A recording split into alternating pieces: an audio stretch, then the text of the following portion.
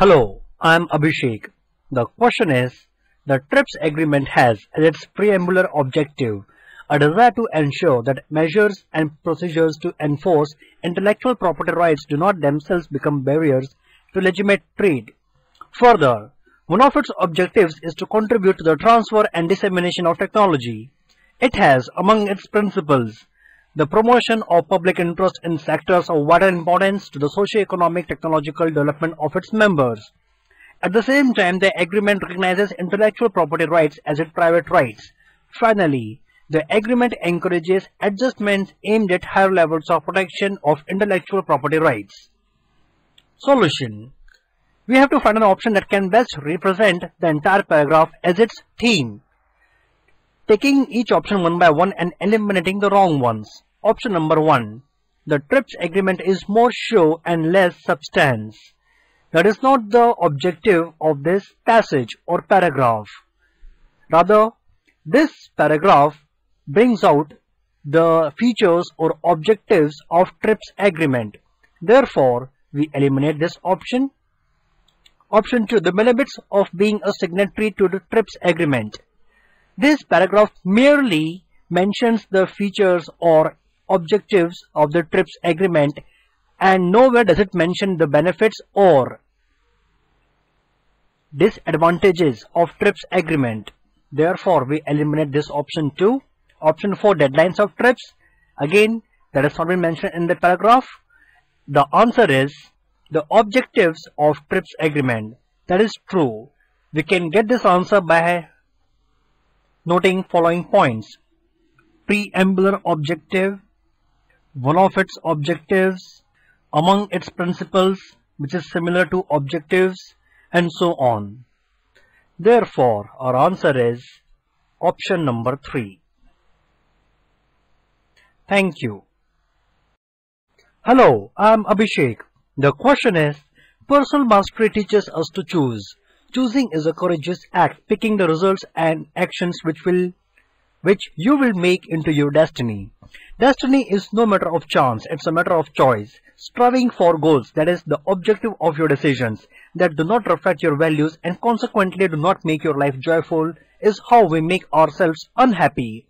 But if you do not know what you want, then how will you know how to achieve it? Have a very clear picture of what you want out of life and what it will take to get it. Be realistic about your abilities. When there is a way, there is a will. The opposite is not true, as many people unfortunately believe and have taken it as the base for decisions concerning their personal life. Even thinking about strategies to strive after that which is beyond your abilities ruins your life. If a goal is unattainable and you go after it anyway, the consequential failure may cause you pain and diminish your energy and resources of the organization. You do best in your profession and your personal life by doing well with respect to your capacity and values rather than trying to do better than another person or organization.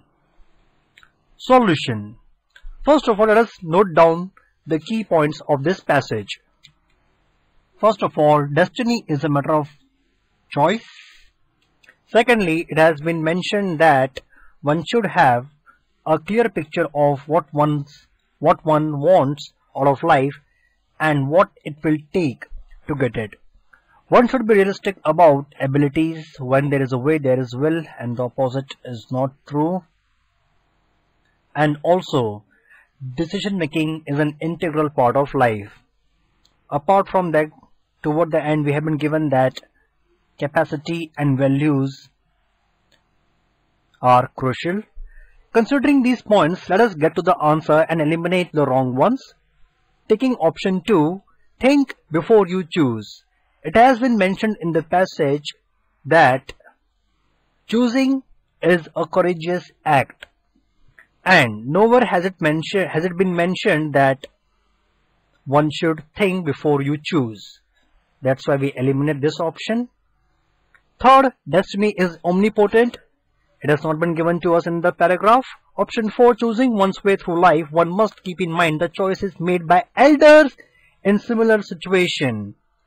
This point, elders, has not been mentioned in the paragraph. Finally, we are left with option number 1. Identifying one's capability and making the right choices is essential to achieve success in life. That is the most appropriate option. Thank you. Hello, I am Abhishek. The question is, today the word engineering has a broader meaning and scope than merely dealing with physical engines. The word engineering in phrases such as re-engineering business activities has much wider scope. For example, economists like to think of themselves as something like engineers trying to keep the train of the state on track. Building upon foundations in mathematics, statistics, operations, research, and economics, systems engineering involves the design, control, and management of complex systems arising in manufacturing, transportation, telecommunications, and the environment. By considering the system as a whole rather than as individual components, system sciences provide direction as to the optimal design of the business systems, as well as their ongoing operations and maintenance.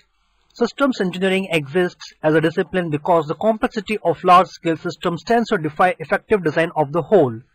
The core of the discipline focuses on certain areas of mathematics and methodology rather than on particular physical sciences, as is typical of other engineering specialties. Systems engineers learn to model, simulate, optimize, integrate, and evaluate systems.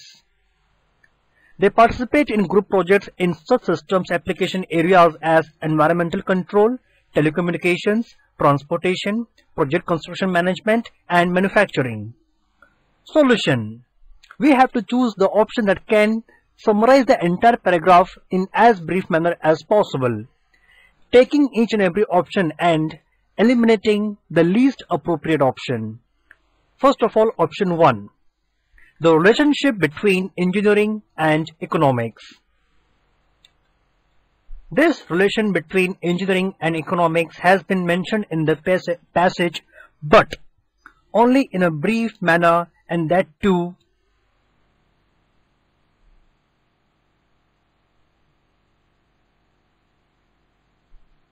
in the beginning of the paragraph.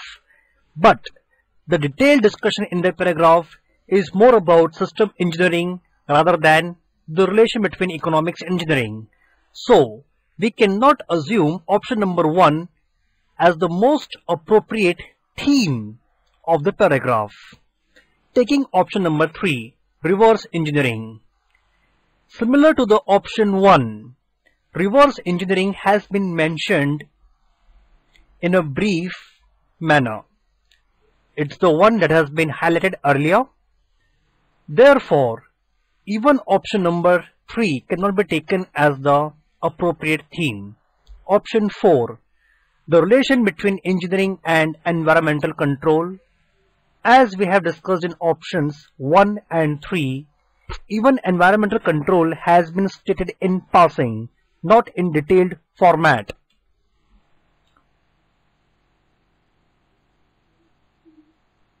So, we are finally left with option number 2, that is our answer, the discipline of system engineering and its various facets.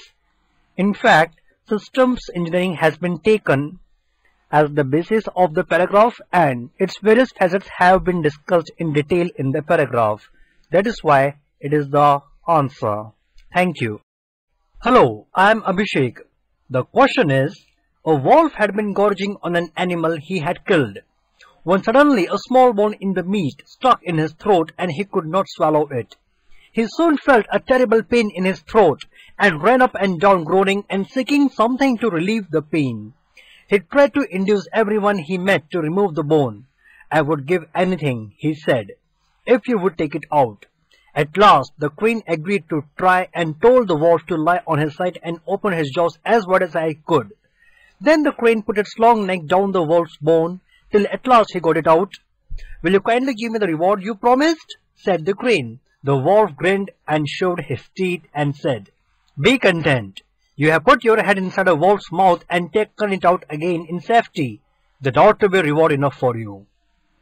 Solution: we have to find the most appropriate theme for this paragraph. Let us consider each and every option and ignore the wrong ones. Option 1, much outcry, little outcome. There was not much outcry for the outcome, and In any case, the word outcry does not fit in this context because it was just about the pain Wolf was suffering through and the help offered by the crane. Therefore, we eliminate option number 1. Option number 3. Destroy the seed of evil, or it will grow up to your ruin. In this paragraph, the crane was not ruined. It was simply let off without any reward. Therefore, we eliminate option number 3. Option number 4. Only cowards insult dying majesty.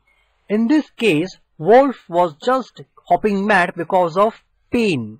The wolf was not about to die. Therefore, we will not consider this option 2. Option number 2. Gratitude and greed do not go together. This option is correct because the wolf did not understand the meaning of gratitude offered by the crane, and the crane was greedy enough to offer the help to wolf, and both of them did not meet, as the crane did not get the reward deserved by it from the wolf. Therefore, option number 2 appropriately summarizes this entire passage. That is why this is our answer. Thank you. Hello, I am Abhishek. The question is, can older parents offer a reasonable promise of providing care for 2 decades? Is it fair to the child to have parents who are statistically likely to be dead by the time the child reaches puberty? Of course, a child born to a responsible mother in her 60s will get a better start in life than the child of an 18-year-old crack cocaine addict. Many youngsters can testify that when they were abandoned by teenage mothers, their grandmothers gave them a stable home life. Still, what is the impact of postmenopausal births on the community at large? Doesn't the happiness of the individual parent need to be weighed against the good of the community? Solution. Let us read each and every option and eliminate the wrong ones. Taking option number 1. Pregnancies on older women should be banned. Nowhere in the paragraph have we been given that the pregnancies in older women should be banned. Therefore, option number 1 is totally wrong. Option number 2. Postmenopausal women make bad mothers.